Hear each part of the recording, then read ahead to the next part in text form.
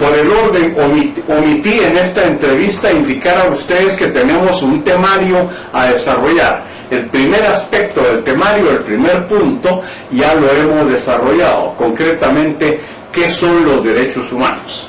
Ahora, en la segunda parte entramos en este momento.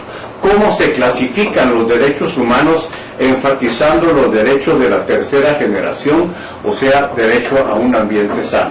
Muy bien, a ese respecto, la doctrina ha evolucionado. Estamos siglo XXI y no siglo XVII. Se comprenderá que en un principio hubo toda una protección legislativa y doctrinaria también, obviamente, a los derechos de la persona humana. Es más todavía, cuando se termina la Segunda Guerra Mundial y ante la conflagración espantosa que hubo, el ser humano vuelve a creer de nuevo en todo aquello que creyó en un principio, pero que lamentablemente conculcó al momento de usar la violencia para resolver los conflictos. Y de esa consecuencia es que en la propia Naciones Unidas ustedes ven que se habla de derechos del hombre. No se pensó en el hombre y la mujer, pero se pensó, claro está, en el genérico hombre. Le droit de l'homme implica los derechos del hombre en general. Estamos hablando del ser humano. Luego, ya en el siglo XXI, empezó incluso en el siglo XX un movimiento feminista a decir, ¿y por qué ser tan específicos? Porque podría entenderse, lamentablemente, que los derechos del hombre implican los derechos del ser humano masculino, con olvido imperdonable del ser humano femenino. Y no, se entiende que el ser humano masculino y femenino son exactamente iguales y tienen los mismos derechos, salvo aquellas situaciones específicas que por propia naturaleza y genética exista una diferencia natural. O sea, mi derecho a amamantar, un ser humano no puede naturalmente ir con su patrón y decir, mire, yo necesito tal tiempo para dar leche a mis bebés. Por supuesto es imposible. Ese tipo de situaciones ya están perfectamente analizadas en la doctrina y en la jurisprudencia, que los únicos distingos posibles entre hombre y mujer son aquellos que están fundados en la razonabilidad, y que los criterios de razonabilidad son los únicos que podría indicar un distingo entre seres humanos en general. Pues bien, hubo, como decíamos, los derechos humanos de la primera generación, o sea que se pensó solo en el ser humano individual.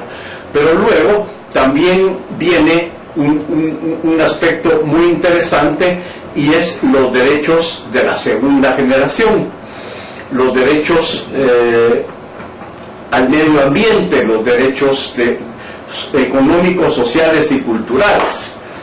Concretamente, se habla de los derechos de la primera generación, los típicos que pertenecen al ser humano individualmente considerado, que dijera mi derecho a la vida, mi derecho a la seguridad, mi derecho a la alimentación, todo aquello que está explicado, por así llamarlo, no numerus clausus, sino numerus apertus, en la Constitución de la República y en tratados internacionales. Pero luego la doctrina, digo, evoluciona y se piensa en que existiría también un grupo de derechos que fueron denominados por la doctrina como de segunda generación, concretamente los derechos económicos, sociales y culturales. Este tipo de derechos están protegidos no solo por la norma prima en un Estado integral, sino que por tratados internacionales que también rigen la materia. Pero la doctrina ha venido evolucionando y las necesidades también. En consecuencia, hay autores que han hablado de los derechos de la tercera generación, y es ahí donde hablamos precisamente los derechos de los pueblos indígenas y de el derecho al medio ambiente. Los derechos de los olvidados, llamémosle así, los pueblos indígenas, como aquella situación fáctica que se ha venido dando con el tiempo, según la cual hay una falta absoluta de adecuación entre la legislación teórica y la práctica viviente, en el sentido que todas las legislaciones hablan que la discriminación entre seres humanos es oprobiosa y sin embargo la sigue habiendo en la realidad. De tal manera que esa es precisamente la función importante de la sensibilidad en derechos humanos. Debemos concienciar a los aplicadores de justicia, a todos los operadores legales con respecto a esta materia, para llevar a la práctica aquella teoría maravillosa que existe en las constituciones de la República, en toda América y mundialmente, pero que desafortunadamente vemos que la práctica es otra.